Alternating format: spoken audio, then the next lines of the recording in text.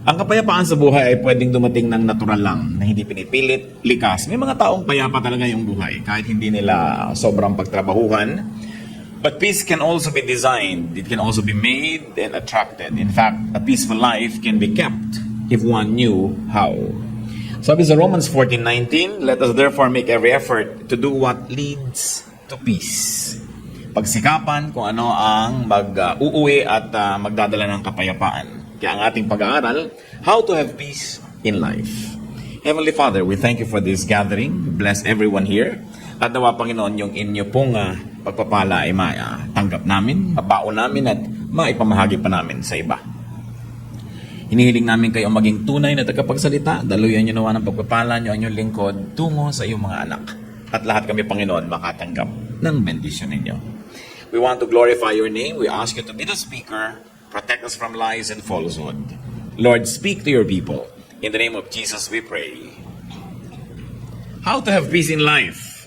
Unang-una, do not needlessly fight the powerful. Marami mga tao po magulong buhay kasi bumabangga nang hindi dapat pinagmababangga at hindi naman kayang banggain. Do not needlessly fight the powerful, especially if you cannot win anyway. Do not needlessly fight power. Sabi nila, don't needlessly fight the force. Ecclesiastes 10:20, do not revile the king even in your thoughts, or curse the rich in your bedroom. Because a bird of the air may carry your words, and a bird on the wing may report what you say. Sabi, huwag mong pagsalitaan ng masama ang hari o mga mayayaman. Ibig sabihin, yung may mga kapangyarihan sa iyong buhay, sapagkat baka daw lumipad ang balita at makarating, kawawa ka. You will expend so much energy and you will face so much trouble if you fought the wind or the current. Wala kang panalo sa malakas na hangin. Kaya ang ginagawa pati ng mga barko pag may bagyo ay sumisilong sa mga pier. Ang mga eroplano hindi lumilipad dahil bakit ka mananalo sa isang kapangyarihang mas malakas kesa sa iyo. Marami pong mga tao nakakalungkot ang gulo-gulo ng buhay dahil sila ang may likha. Lagi silang bumabangga sa hindi nila dapat banggain. Siguro dahil sa yabang. Yung iba sinasabi, prinsipyo. Pero prinsipyo man dapat may timing yan. Hindi ka pwedeng sugod ng sugod. Hindi pwede na kahit pader binabangga mo. Dahil kahit mo yung mabangasan yung pader, sigurado ikaw ay makakaroon din ng pasa. Acts 27:14-15. Before very long, a wind of hurricane force, called the Northeaster, swept down from the island. The ship was caught by the storm and could not head into the wind, so we gave way to it and were driven along. Yan ang sinasabi ng mga misyonero naglalakbay. Kahit misyonero ng Diyos, kahit Diyos ang nagpapadala sa kanila sa misyon, sila may naaanod at nadadali ng malakas na hangin. Kaya marunong din sila dapat sumilong at ipagpaliban, maging ang misyon kung may bagyo. Hindi mo pinagbababangga ang hindi mo dapat banggain. Jonah 1:12-13, nung napakalakas ng bagyo at halos ay lumubog ang barkong sinasakyan nila dahil siya ay lumalayo sa inuutos ng Diyos. Sabi niya, pick me up and throw me into the sea. He replied, and it will become calm. I know that it is my fault that this great storm has come upon you. Instead, the men did their best to row back to the land, but they could not, for the sea grew even wilder than before. Lumalaban sila sa makapangyarihan, kahit anong pagsagwan ang gawin nila, hindi nila madala sa pangpang ang kanilang sasakyang dagat, sapagkat lumalaban sa force. Able captains and able sailors use, not fight, the wind. Acts 27:13, when a gentle south wind began to blow, they thought that they had obtained what they wanted. So they weighed anchor and sailed along the shore to Crete. Ito na naman, mga lingkod ng Panginoon, pero pati ang batas ng kalikasan ay sinusunod at iginagalang. At nung tama na ang panahon, noon lang sila uli-muling naglakbay. Make peace with power. Make peace with the powerful. Make peace with those who have power over you. Kahit sa mga opisina, yung mga executive na lagi may problema, bumabangga sa mas matataas sa kanila. Maliban na ikaw may-ari ng kumpanya, kung pinagagagawa yun. Kasi walang mangyayari sa buhay mo dahil lahat ng lakas ng kalaban mo gagamitin para kasirain. Luke 14:31-32, or suppose a king is about to go to war against another king. Will he not first sit down and consider whether he is able with 10,000 men to oppose the one coming against him with 20,000? If he is not able, he will send a delegation, while the other is still a long way off, and will ask for terms of peace. Maging sa giyera daw po ay tinitingnan ng mahusay na leader kung kaya niyang labanan yung kanilang haharapin. At kung talo talaga sa bilang pa lang at sa lahat ng kagamitan, Hindi na siya susugod sa labanan, makikipagkasundo na. He will send an embassy and ask for peace. What will you get for fighting your superior? Mga bata, mga anak, anong mapapalaan yung labanan ng inyong sariling magulang? Banggain ang mga sarili niyong tito at tita, ang inyong mga ate. Mga tinutulungan, paano mapapalaan yung binabangga niyo yung tumutulong sa inyo? At kung kayo man ay may tindahan, anong mapapalaan yung awayin yung customer niyo na siya namang tunay niyong amo? Sapagkat pag hindi niya tinangkilik ang inyong tindahan o negosyo, ay wala kayong kikitain. Walang mapapala ang taong bumabangga sa mas may kapangyarihan. Kaya dapat iniisip yan maaga pa lang. Una, yung may kapangyarihan na binabangga mo, gagamitin niya yung lakas para laban sa'yo. Pero kung siya'y kaibigan mo, lahat ng lakas niya gagamitin niya para katulungan. So hindi mo na kailangan maging banal para isipin ng mga bagay na yan. Maging matalino ka lang, hindi mo lalabanan ang makapangyarihan. Use power to your advantage. So Romans 13:3-5, even the power of those who are above us. For rulers hold no terror for those who do right, but for those who do wrong. Do you want to be free from fear of the one in authority? Then do what is right, and he will commend you. For he is God's servant to do you good. But if you do wrong, be afraid. For he does not bear the sword for nothing. He is God's servant, an agent of wrath to bring punishment on the wrongdoer.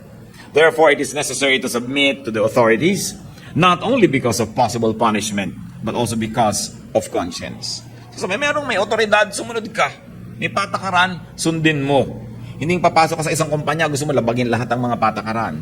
Papasok ka sa isang paaralan, ayaw mong sundin ang mga alituntunin doon. Bakit ka pa nagpunta? Sasayangin mo ang lakas mo na bumabangga sa hindi mo kayang itumba. And very importantly, you want a peaceful life, be at peace with God. The ultimate power. Lahat naman ng power ng tao ay pahiram lang ng Diyos. Ang Diyos ang tunay na makapangyarihan. So ano mangyayari sa'yo kung nagtatampo ka sa Diyos, nagagalit ka sa Diyos, nagdadabog ka sa Diyos, nagwo-walk out ka sa Diyos? Wala kang panalo doon. Masasaktan ka lang, mahihirapan, at pag hindi mo na kaya, susuko ka rin. It's useless. Romans 5:1, therefore, since we have been justified through faith, we have peace with God through our Lord Jesus Christ. So meron na tayong peace with God. Ang ginagawa lang ng tao, sinisira yun kaya kuminsan nawawala yung peace. Then magre-repent, magbabalik loob, bumabalik ulit yung peace. Because peace in life is directly proportionate to our closeness to God. And of course, it is most useless to fight God. Walang nananalo sa hangin, sa Diyos pa kaya. Isa pa po na dapat nating tandaan para magkaroon ng tahimik na buhay, do not be number one. Do not be the first. Gusto mo lagi kang first sa competition, gusto lagi kang first sa lahat ng contest, first sa lahat ng bagay, siguradong hindi tatahimik ang iyong buhay. Sapagkat ubod ng hirap maging first. At kung sakali man na naging first ka, lalong mahirap manatiling first. At maging si Jose Rizal sa No Limitahang Hires sa pamamagitan ng bibig ni Filosofo Tasio, sabi niya, ang pinakamatatayog na puno ang tinatamaan ng kidlat. Mahirap talaga yung number one. Tama na yung number 2 ka, number 3, huwag ka naman ng kulelat. Pero yung number 1, napakahirap niyan sa buhay. Nakikita niyo yung mga magulang na pinagsisiksikan ng mga anak na lagi maging number 1, halos wala nang life in children nila. Lagi na lamang puro pagsisika, pag-aaral, puro susulog ng kilay, puro sub sa pag-aaral, hindi na naging child yung child. Pero first.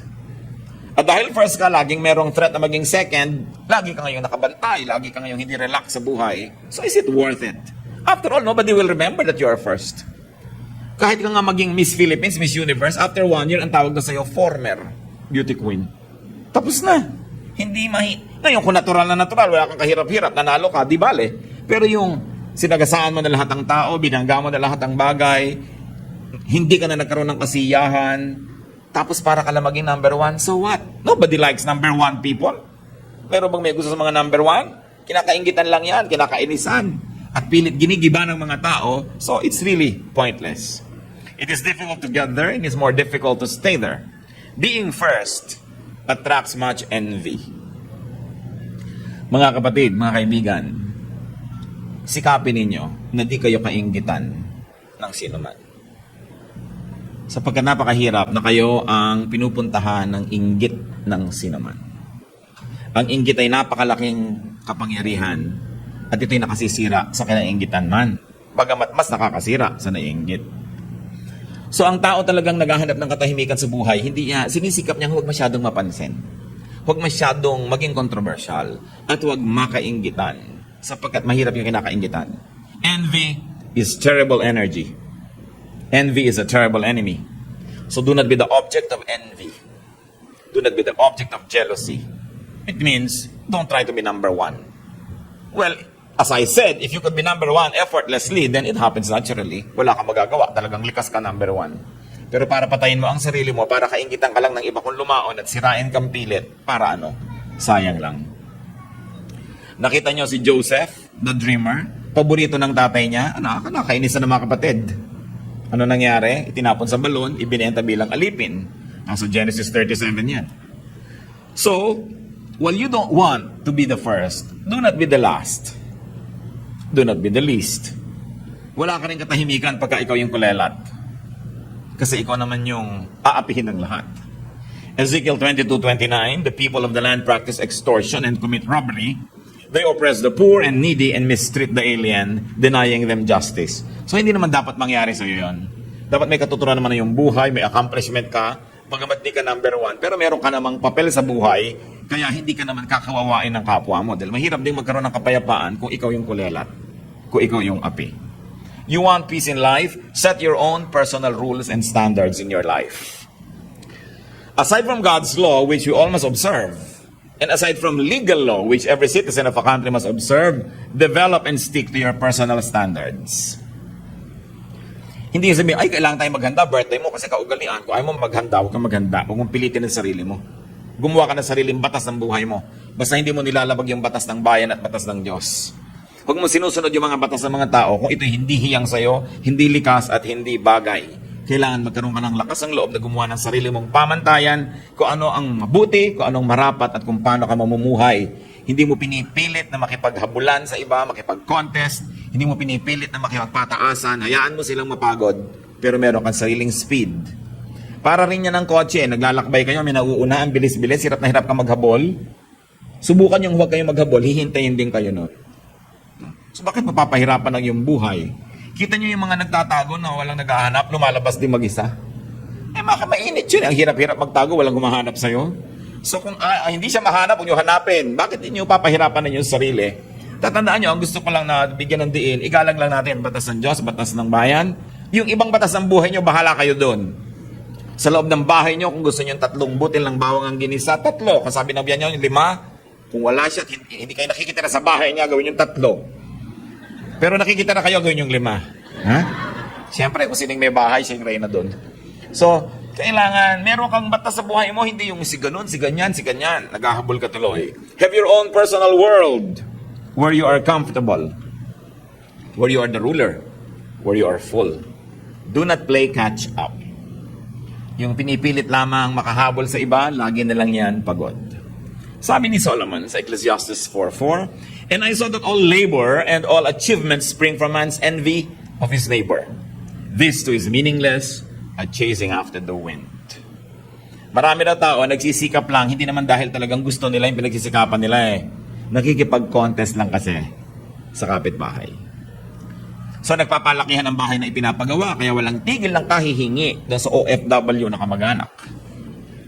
Nagpapalakihan ng TV, nagpapalakasan ng sound system, no? Nagpapagandahan ng cellphone. Sabi, maraming ginagawa ang tao, hindi dahil talagang gusto niya, meron lang siyang ka-contest. So why do it? Hayaan nyo nga na kasing laki ng bahay ang TV niya, di mapapanood nyo pa libre. Okay, nakikipag-contest. Mapapagod lang kayo. You want peace in life? Know and move according to time. Lahat po ng bagay may panahon. Kawayan man, pag hindi mo tinataga sa panahon, may bukbuk lagi yung kawayan. Kahit yung furniture na gagawa sa kawayan, pag hindi tinaga ng mga times of December yan, January, may bukbuk lagi. Kasi wala sa panahon ng pagputol. Lahat ng bagay may panahon. Ecclesiastes 3 nga, sabi, for everything there is a season and a time for every matter under heaven. So beat with the rhythm of the universe. Pag may gagawin kayo, tama ba yung timing? Mararamdaman nyo naman eh.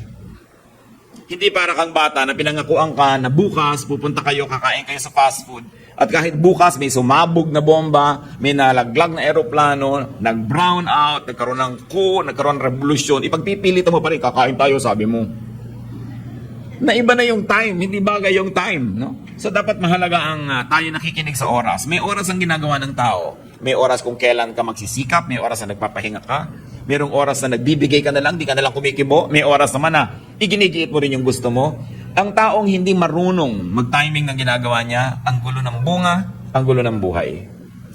Kung makikinig kayo sa Espiritu ng Diyos, makikinig lang kayo sa inyong kalooban, malalaman niyo yung tamang timing. At ano yung pamantayan dyan? Madali, maluwag, maginhawa. Kahit sa biglang tingin, mahirap yung gagawin. Pag tama ang timing, nagiging madali. Tahimik na buhay, mga kapatid, be debt-free.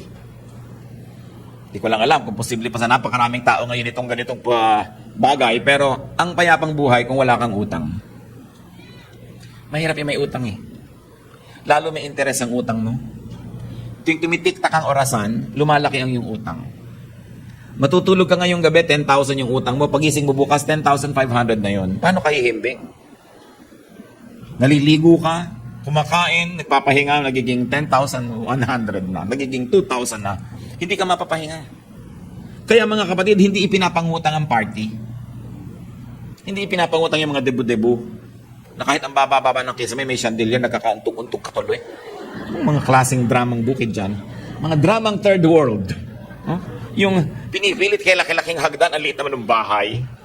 Ang liit-liit ng sala, mga upuan, pangkaharian ng mga reyna ang mga upuan. This is not fitting. Kung minsan ang tao hindi namumuhay ng ayon sa kanyang kaya, nagkakautang-utang tuloy. Pinipilit magpaaral sa sobrang mamahal ng mga paaralan, hindi naman kaya, anong magagawa mo? Kakadautang-utang ka. Although, yung pagpapaaral naman is good investment. Hindi katulad ng mga party-party lang o mga handa-handaan lang. Romans 13:7-8, give everyone what you owe him. Let no debt remain outstanding. So kung nagkautang ka na, bayaran. At kung hindi pa kayang bayaran, pumunta ka sa pinagkakautangan, tanggapin mong may utang ka at sabihin mong magbabayad din ako. Balang araw. So, mahirap yung may utang ka, tapos andyan yung pinagkakautangan mo, tapos nagpapanggap kang nalimutan mo yung utang mo, hindi ka mapakali at siya din hirap na hirap. Hindi ka magkakaroon ng katahimikan. Kaya, una, iwasan magkautang at kung meron na, sikapang babayaran yan. Kung hindi pa po kayang bayaran, lagi lamang i-acknowledge. Kasi kung minsan naman, yung pinagkakautangan natin, yun lang yung gusto madinig na hindi mo tatakbuhan, na hindi mo nalilimutan. Kasi kung minsan pinaparusahan natin yung tumulong sa atin eh. Pinautang ka nung nangangailangan ka at nung oras na magbayad, siya ngayon itong nakikiramdam, nalimutan kaya. This is not how you deal with people who help you. Hindi ka magkakaroon ng kapayapaan. At mga kapatid, isa pa ito, very biblical, don't be a guarantor.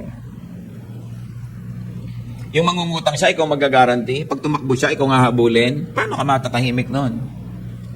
Sasabihin nyo, kasi masisira ang pagkakaibigan namin pag hindi ako nag-guarantee. Pagka tumakbo na rin yan at hindi niya binayaran, masisira na rin yung pagkakaibigan nyo. May bayarin ka pa, di sirain mo na maaga. Wala ka pang utang. Dahil ang dami na magkaibigan nagkasira dahil dyan. 99% magkakasira kayo. Ngayon, kung ayaw nyo akong pakinggan, siguro naman makikinig kayo sa salita ng Diyos. Proverbs 6:1-5. My son, if you have put up security for your neighbor, if you have struck hands in pledge for another, if you have been trapped by what you said, and snared by the words of your mouth, then do this, my son, to free yourself. Since you have fallen into your neighbor's hands, go and humble yourself, press your plea with your neighbor. Allow no sleep to your eyes, no slumber to your eyelids. Free yourself like a gazelle from the hand of the hunter, like a bird from the snare of the fowler. Napakalinaw. Sabi ko, ikaw ay nangako, nag-pledge ka, you strike your hand in pledge, nag-guarantee ka sa utang ng may utang, nako, natrap ka. Huwag ka magpahinga, huwag kang tumigil hanggang hindi mo nababawi ang pledge.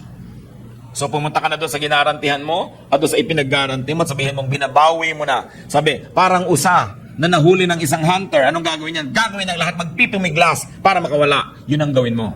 Sabi dahil yun ang kalagayan mo ngayon na ikaw ay garantor, huling-huli ka, wala kang kawala. Pakawalan mo ang iyong sarili. So kung kayo garantor na, sikapin yung makawala at kung hindi pa, huwag kayong mag-guarantee. Sabihin nyo, sabi ng Diyos, Proverbs 6:1-5. At marami pa sa Bible, napakarami na huwag kayong nag-guarantee. Kasi alam niyo yung pag-guarantee, trabaho lang yan ng Diyos. Diyos ba kayo? Nakakatiyak ba kayo makakabayad siya? At kung hindi siya makabayad, alam niyo ba na sa panahon na yun meron kayo ibabayad? Baka nung nag-guarantee kayo, meron. Next week, meron ba? Sabi, ang mga taong magiging tahimik ang buhay, hindi nakikialam sa ganyan mga transaksyon ng iba. Nananahimik ang buhay mo, hindi ka nga nangungutang, kakalad ka rin ka ng iba sa gulo dahil sila tong nangungutang. Bakit mo gagawin yan sa buhay mo? At kung hindi ka na nila kaibigan dahil hindi mo ginawa yun, hindi mo sila tunay na kaibigan, so huwag mo nalang i-maintain yung friendship na yan. It's useless. Proverbs 11:15, he who puts up security for another will surely suffer. But whoever refuses to strike hands in pledge is safe. Yung strike hands in pledge, tradition nila yan. Kung ano man yung gesture of striking hands, ibig sabihin, pag ginawa niya yon, guarantor na siya. You want a peaceful life? Do not be quarrelsome. Dapat di ka palaaway. Proverbs 17:19, he who loves a quarrel loves sin. He who builds a high gate invites destruction. So huwag ka mag-invite ng negative attention, and very especially, do not be quarrelsome. Pinapalampas mo na lang yung mga gusto mong away. Hindi ibig sabihin na hindi ka na lalaki o hindi ka na tunay na babae dahil hindi mo pinatulan, sapagkat maraming hindi pinapatulan ng tao kung gagawin niyang tahimik ang kanyang buhay. Pero kung magulo ka, lahat na lang nang nakatingin sa'yo. Ba't ka nakatingin? Gusto mong away? O, ganyan. Papalag mapapaaway ka lagi. Dapat tahimik. At lagi kong pinapag-alalahanan ng mga kababaihan. Lalo't kasama nyo inyong asawa, kasama nyo inyong anak na lalaki, kasama nyo inyong tatay o tiyo. Be very modest, especially sa mga kalsada. Kasi pag may biglang kumalabit sa inyo, at may biglang dumakma sa inyo, ipapasubo nyo yung inyong menfolk na ipagtanggol ang inyong dangal at siya mapatay pat masaksak ng iba dahil kembot kayo ng kembot sa kalsada. So kayo ngayon ang naging dahilan kung bakit namatay ang inyong kamag-anak. Ngayon, kung sakasakaling kasama nyo, may kumikindat sa inyo, huwag mo sabihin, Daddy, may kumikindat sa akin. Huwag ka na lang tumingin at yayain mo na yung kasama mo sa iba, isusubo mo pa yung asawa mo sa gulo, tapos iiyak-iyak kapag namatay. So don't invite trouble. Live a peaceful life. Yung iba makatawa lang, hinihinging mabaril sila ng kapwa. Ang lakas tumawa. Kakanta ng mga karaokeing sabsakan ng sinuntonado, napapaaway, saksakan. Hindi ba ang daming namamatay sa ganyan? Mga uri ng pamumuhay na nang-a-attract ng gulo. Alam nyo, liban na lang kayo on duty, may trabaho kayo. Kung nasa labas pa kayo ng bahay after 10 p.m., ang totoo na naghahanap kayo ng gulo. Dahil wala na kayong mahahanap na kapayapaan pagkalampas ng oras na yon. Lahat na ng mga lasing, mga desperado, yung mga mandurukot na wala pang nadukot ay gabi na, kahit mata nyo, dudukutin na rin yan dahil wala nang maiuwi eh. Pakalat-kalat pa kayo gabi na. Lima na lang duty nyo talaga, trabaho nyo, wala kayong magawa. Pero yung nakakalat ka dyan kung saan-saan, naghahanap ka ng gulo. Lalong-lalo halimbawa, ang mga asawang palaaway. Sabi sa Proverbs 21:19, better to live in the desert than with a quarrelsome and ill-tempered wife. Mabuti pa daw tumira ka na lang sa disyerto kasi bungangera ang asawa mo. Bunga ng bunganga. Ang tahimik, ba't di ka sumagot? Ba't di ka sumagot? Pag sumagot ka naman, aawayan ka lalo. No? Pero minsan nabaril mo bigla, nakulong ka patuloy. Sabi, dapat tahimik ang buhay. Alam nyo, ang nakakapagtaka, mga kapatid, yung mga mag-asawa na mahigit ng 3-5 years na mag-asawa, tas away pa rin ang away. Hindi na ba kayo matututo? Hindi na ba kayo matututong makisama sa inyong asawa, makitungo? Hindi nyo na ba alam kung kailan kayo dapat kumibo at hindi? Hindi nyo na ba alam kung kailan kayo dapat magbigay? Yung ano ba yung bagay na hindi niya isusuko, so ibigay nyo na lang? At yung bagay na hindi niya naman isusuko, ibigay niya sa inyo? Pagka more than 5 years na kayo mag-asawa at hindi pa kayo tumitili magbangayan, maghiwalay na kayo. Wala kayong pag-asa.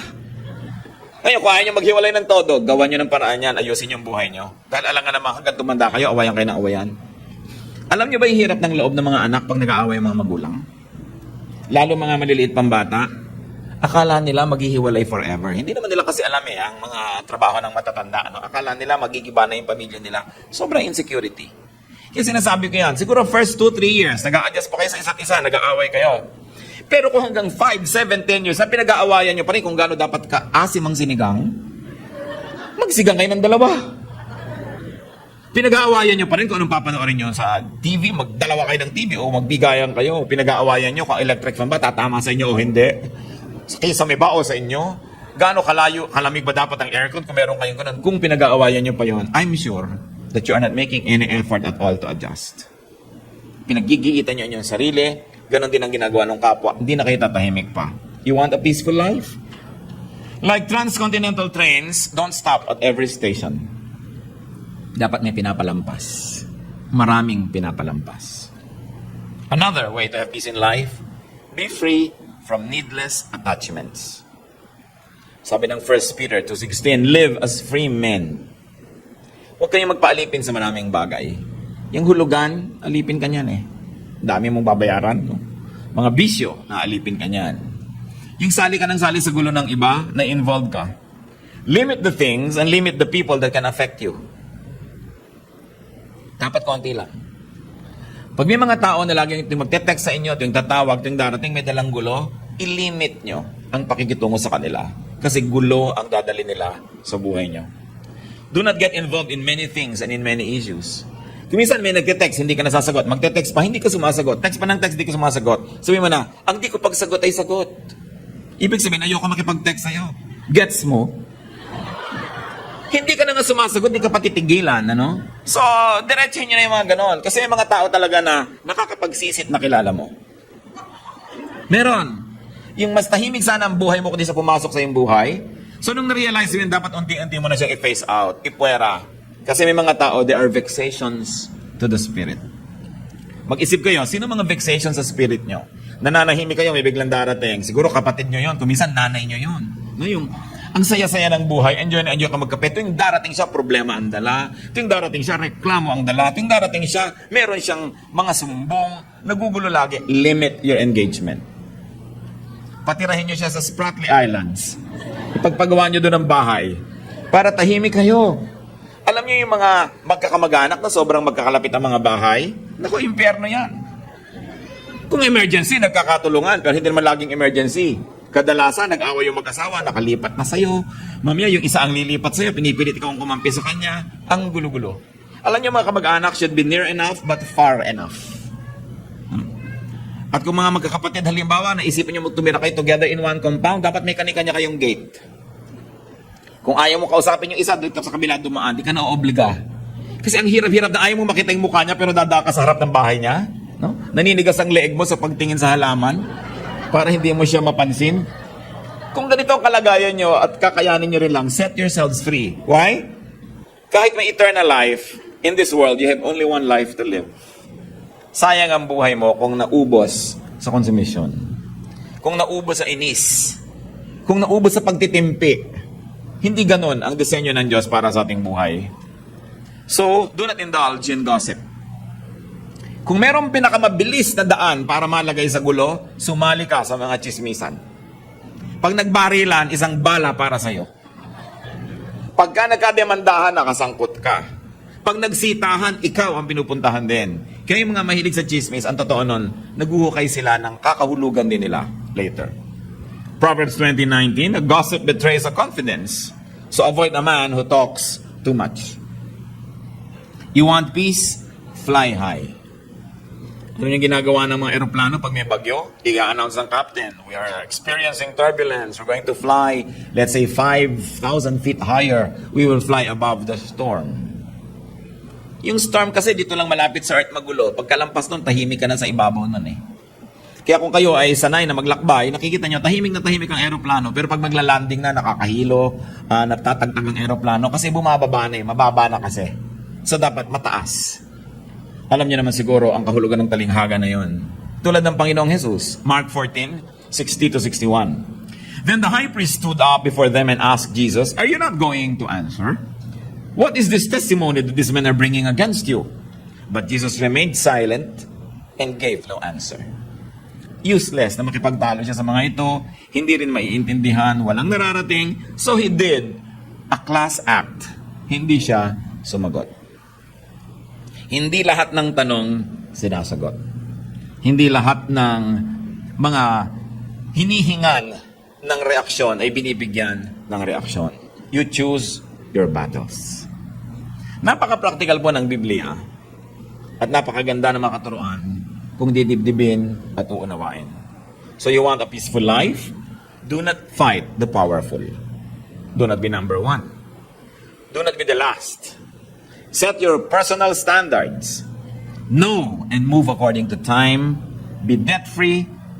Do not be quarrelsome and be free from needless attachment. Obey that and you will be happy.